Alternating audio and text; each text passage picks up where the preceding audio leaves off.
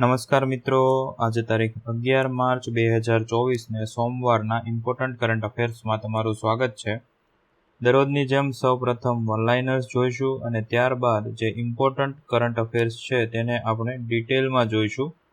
આ વિડીયોની PDF તમને મારી ટેલિગ્રામ ચેનલમાં મળી રહેશે, જેની લિંક વિડીયોની નીચે ડિસ્ક્રિપ્શનમાં આપેલી છે. તો શરૂ કરીએ વનલાઇનર્સથી. સિવિલ હોસ્પિટલ અમદાવાદ ખાતે ગુજરાતની સૌથી મોટી સરકારી સ્કિન બેંકની શરૂઆત કરવામાં આવી છે. કેરળે પ્રથમ જનરેટિવ AI શિક્ષક આઈરિસ લોન્ચ કર્યું છે. ભારતની પ્રથમ ડ્રાઈવરલેસ મેટ્રો બેંગલુરુમાં શરૂ કરવામાં આવશે. મુંબઈમાં બાંદ્રા બીકેસી કુર્લા રૂટ ઉપર ડ્રાઈવરલેસ પોડ ટેક્સીની શરૂઆત કરવામાં આવશે. જેસલમેર ખાતે ભારત શક્તિ નામની ભારતના ત્રણેય દળોની સંયુક્ત કવાયતનું આયોજન કરવામાં આવ્યું છે. ગુજરાતના અંબાજી માર્બલ, બાંગ્લાર મલમલ, રીસા ટેક્સટાઇલને GI ટેગ આપવામાં આવ્યો છે. ઝારખંડ વિધવા પુનઃવિવાહ પ્રોત્સાહન યોજના શરૂ કરનાર દેશનું પ્રથમ રાજ્ય બન્યું છે. બેંગલુરુમાં રાષ્ટ્રીય બાગાયત મેળો 2024નું આયોજન કરવામાં આવ્યું છે. રાષ્ટ્રીય બાગાયત મેળો 2024ની થીમ સસ્ટેનેબલ ડેવલપમેન્ટ માટે next generation technology lead horticulture હતી. ભુજના સ્મૃતિવન મેમોરિયલ ખાતે લોકકલા મહોત્સવ દેશજનું આયોજન કરવામાં આવ્યું છે. સુરતના સાયન્સ સેન્ટર ખાતે ઇન્ટરનેશનલ ફોકલોર ડાન્સ ફેસ્ટ 2.0નું આયોજન કરવામાં આવ્યું છે. સોમનાથમાં મહાશિવરાત્રિ પર્વની સંધ્યા સમયે ગુજરાતમાં પ્રથમ વખત સિંક્રોનાઇઝ ફાયર શોનું આયોજન કરવામાં આવ્યું હતું. BEML દ્વારા વંદે ભારત સ્લીપર ટ્રાન્ઝિટ ટ્રેનની કાર બોડી સ્ટ્રક્ચર બનાવવામાં આવી છે. કેલિફોર્નિયાના લોસ એન્જલસમાં 96માં એકેડમી એવોર્ડ્સ એટલે કે ઓસ્કાર એવોર્ડનું આયોજન કરવામાં આવશે.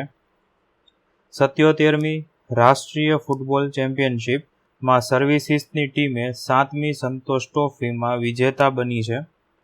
ભારત વિશ્વમાં બીજા નંબરનો સૌથી મોટો મોબાઈલ ફોન ઉત્પાદક દેશ બન્યો છે. આસિફ અલી ઝરદારીની પાકિસ્તાનના નવા રાષ્ટ્રપતિ તરીકે ચૂંટાયા છે. ચેક રિપબ્લિકની ક્રિસ્ટી પિઝકોવા મિસ વર્લ્ડ 2024 બન્યા છે. આ સાથે આજના વનલાઇનર્સ પૂર્ણ થયા. હવે જે ઇમ્પોર્ટન્ટ કરંટ અફેર્સ છે તેને આપણે ડિટેલમાં જોઈશું. તો પહેલું છે વિધવા પુનઃવિવાહ પ્રોત્સાહન યોજના. ઝારખંડ રાજ્ય ભારતમાં સૌ પ્રથમ વખત વિધવા પુનઃવિવાહ પ્રોત્સાહક યોજના શરૂ કરનાર રાજ્ય બન્યું છે, જેના અંતર્ગત જે મહિલાઓના પતિનું મૃત્યુ થયું હોય અને ફરીથી લગ્ન કરવાનું પસંદ કરે તો તેમને સરકાર તરફથી રૂપિયા 2 લાખની સહાય અથવા તો પ્રોત્સાહન આપવામાં આવશે. આ યોજના 6 માર્ચ 2024ના રોજ ઝારખંડના મુખ્યમંત્રી ચંપાઈ સોરેન દ્વારા શરૂ કરવામાં આવી હતી. આ યોજના હેઠળ લાભ મેળવનાર લાભાર્થીની યોગ્યતાના માપદંડમાં સ્ત્રીની ઉંમર લગ્ન યોગ્ય હોવી જોઈએ, મહિલા સહકારી કર્મચારી, પેન્શનર અથવા તો આવક કરવેરા દાતા ન હોવી જોઈએ. પ્રોત્સાહનની અરજી પુનઃ લગ્નની તારીખની 1 વર્ષની અંદર સબમિટ કરવાની રહેશે અને સ્વર્ગસ્થ પતિનું મૃત્યુ પ્રમાણપત્ર પણ પ્રદાન કરવાનું રહેશે.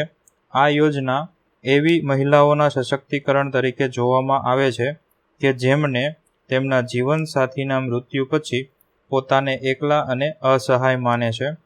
આ યોજના દ્વારા નાણાકીય સહાય પૂરી પાડી એવી મહિલાઓને મદદ કરવાનો હેતુ છે કે જેઓ તેમના પતિની ખોટ પછી પોતાને સંવેદનશીલ સ્થિતિમાં શોધી રહી છે. ત્યારબાદ ગુજરાતની સૌથી મોટી સરકારી સ્કિન બેંક વિશે જોઈએ. તાજેતરમાં આરોગ્ય મંત્રી ઋષિકેશ પટેલે સિવિલ હોસ્પિટલ અમદાવાદ ખાતે વિવિધ આરોગ્યલક્ષી નવીન પ્રકલ્પોનું લોકાર્પણ કર્યું હતું, જેમાં રોટરી ક્લબ કાંકરિયા સહયોગથી સિવિલ હોસ્પિટલના ટ્રોમા સેન્ટરમાં ₹48 લાખના ખર્ચે તૈયાર કરાવેલી રાજ્યની સૌથી મોટી સ્કિન બેંક, અંદાજિત ₹6.25 કરોડનું 128 સ્લાઇસનું GE CT scan machine, bank of બરોડાના સહયોગથી સિવિલ હોસ્પિટલની OPD ખાતે અંદાજિત ₹2.60 લાખની કિંમતથી તૈયાર કરાવવામાં આવેલ નવું દર્દી સુવિધા કેન્દ્ર અને એસ્ટ્રા ફાઉન્ડેશન દ્વારા અંદાજિત ₹5.5 લાખ અને કેનરા બેંક તરફથી 5.70 લાખના મળેલા પેશન્ટ ગોલ્ફ કાર્ટ સેવાનો શુભારંભ કરાવવામાં આવ્યો હતો, જેમાં સિવિલ હોસ્પિટલ અમદાવાદની સ્કિન બેંક એ રાજ્ય સરકાર અને રોટરી ક્લબ કાંકરિયાના સહયોગથી તૈયાર કરવામાં આવી છે. રોટરી ક્લબ દ્વારા અંદાજિત ₹48 લાખના સાધનો આ સ્કિન બેંકમાં ડોનેટ કરવામાં આવ્યા છે, જેનું સંચાલન બેંક બર્ન્સ અને પ્લાસ્ટિક સર્જરી વિભાગ દ્વારા કરવામાં આવશે. વ્યક્તિની ચામડી એટલે કે ચામડીનું ઉપરનું પડ લઈ જરૂરી ટેસ્ટ કરીને સાચવવામાં આવે છે, જેમાં કોઈપણ દર્દી કે જેમની ચામડીનો નાશ થયો હોય એટલે કે દાઝી ગયેલા હોય અથવા તો એક્સિડન્ટ પછી કે અન્ય કોઈ કારણોસર ચામડી નાશ પામી હોય અને પોતાને ચામડી લગાવવા માટે મેડિકલી ફિટ હોય અથવા તો ના પણ હોય અથવા તો બહુ મોટો ઘા હોય કે જ્યાં દર્દી પોતાની ચામડીથી સંપૂર્ણ ઘા ઢાંકવો શક્ય ન હોય ત્યારે આ સ્કિન બેંકમાં રહેલી ચામડીનો ઉપયોગ કરી શકાય છે. સ્કિન બેંકમાં ચામડીનો સંગ્રહ કરવા માટે કોઈપણ મનુષ્યના મૃત્યુના 6 કલાકની અંદર ચામડી લેવામાં આવે છે અને આ ચામડીને ખાસ પ્રોસેસ કરી 5 વર્ષ સુધી ઉપયોગ કરી શકાય છે. ત્યારબાદ મુંબઈમાં પોડ ટેક્સી શરૂ કરવામાં આવશે, તેના વિશે જોઈએ. પોડ ટેક્સી એ એક ડ્રાઈવરલેસ જાહેર પરિવહન પ્રણાલી છે કે જેની ઝડપ 40 કિલોમીટર પ્રતિ કલાકની રહેશે.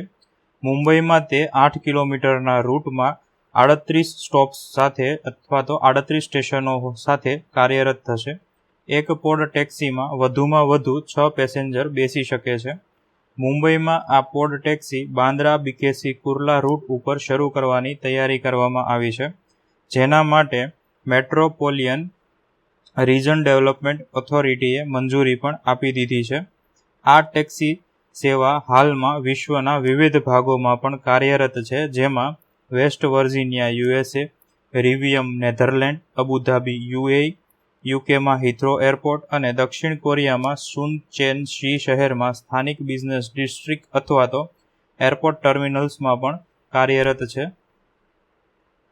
ત્યારબાદ ડ્રાઈવરલેસ મેટ્રો જે મુંબઈમાં શરૂ કરવામાં આવશે તેના વિશે જોઈએ તો બેંગલુરુ મેટ્રો રેલ કોર્પોરેશન લિમિટેડે તેની આગામી ડ્રાઈવર વિનાની મેટ્રો લાઇન માટે 6 ટ્રેન કોચનો પ્રથમ સેટ મળ્યો છે, જેને યલો લાઇન કહેવામાં આવશે. આ એક 18.8 કિલોમીટરનો લાંબી લાઇન હશે, જેમાં આરવી રોડ અને બોમ્બાસંદ્રાને જોડતી ડ્રાઈવર વિનાની ટ્રેન સિસ્ટમ ધરાવતી ભારતની પ્રથમ મેટ્રો હશે.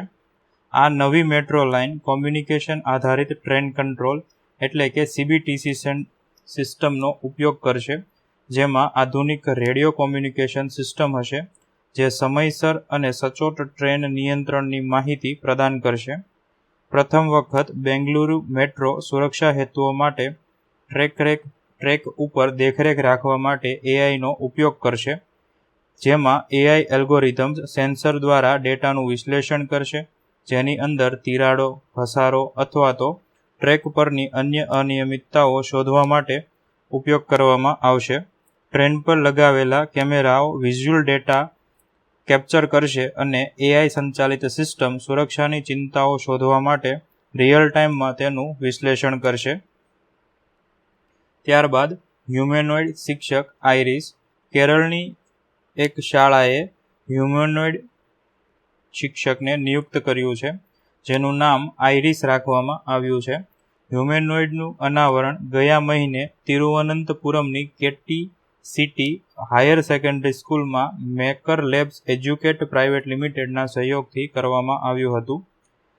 આ આઇરિસ હ્યુમેનોઇડનું નિર્માણ અટલ ટિંકરિંગ લેબના ભાગરૂપે કરવામાં આવ્યું છે, જે 3 ભાષાઓ બોલી શકે છે અને મુશ્કેલ સવાલોના જવાબ પણ આપી શકે છે, જેમાં વોઇસ સહાયક, ઇન્ટરેક્ટિવ લર્નિંગ અને મેનિપ્યુલેશન ક્ષમતાઓ તેમજ ગતિશીલતા સહિતની સુવિધાઓનો સમાવેશ થાય છે. અટલ ઇનોવેશન મિશન એ ભારતભરની શાળાઓમાં અટલ ટિંકરિંગ લેબોરેટરીઝની સ્થાપના કરી રહ્યું છે, જે શાળાના બાળકોના મનમાં સર્જનાત્મકતા અને નવીનતાને પ્રોત્સાહન આપવા માટેની એક પહેલ છે. ત્યારબાદ ભારત શક્તિ કવાયત. ભારત શક્તિ કવાયત ભારતની ત્રણેય દળો આર્મી, નેવી અને એરફોર્સે રાજસ્થાનના જેસલમેર જિલ્લામાં આવેલી એશિયાની સૌથી મોટી ફિલ્ડ ફાયરિંગ રેન્જમાં ભારત શક્તિ નામની સૌથી મોટી કવાયત કરવા જઈ રહ્યા છે. ભારત શક્તિ એ આર્મી, એરફોર્સ અને નેવીની શક્તિ પ્રદર્શનનું કરતી એક મહત્વની ટ્રાય સેવા અથવા તો ટ્રાય સર્વિસ કવાયત છે. ત્રણેય ભારતીય સેવાઓ કવાયત દરમિયાન સ્વદેશી નિર્મિત શસ્ત્રો અને પ્લેટફોર્મની ક્ષમતા પ્રદર્શિત કરશે. આ કવાયતમાં માત્ર અને માત્ર ભારતમાં વિકસિત સ્વદેશી શસ્ત્ર પ્રણાલીનો જ સમાવેશ કરવામાં આવશે, જેમાં ટોચના લશ્કરી નેતાઓ સાથે સાથે chief of defence staff general Anil Chauhan સહિત ત્રણેય દળના ટોચના અધિકારીઓ પોખરણમાં 12 માર્ચે યોજાનારી ભારત શક્તિ કવાયતમાં ભાગ લેશે. ભારત શક્તિ કવાયતમાં મહત્વના સ્વદેશી નિર્મિત હથિયારો જેવા કે Tejas fighter plane, K9 artillery gun, સ્વદેશી ડ્રોન, પિનાકા મલ્ટીબેરલ રોકેટ લોન્ચર્સ તેમજ ટૂંકા અંતરની અન્ય મિસાઇલોનો પણ સમાવેશ કરવામાં આવ્યો છે. આ સાથે આજનું કરંટ અફેર્સ પૂર્ણ થયું. જો વિડીયો ગમ્યો હોય તો લાઇક કરજો. અન્યને ઉપયોગી થાય તેવું જણાય તો વિડીયો તેમની સાથે શેર કરજો. વિડીયો અંગેના પ્રતિભાવો વિડીયોની નીચે કોમેન્ટ દ્વારા જણાવી શકો છો અને દરરોજ આવી કરંટ અફેર્સને લગતી વિડીયો અપડેટ્સ મેળવવા માટે ચેનલને સબસ્ક્રાઇબ કરજો. Thank you.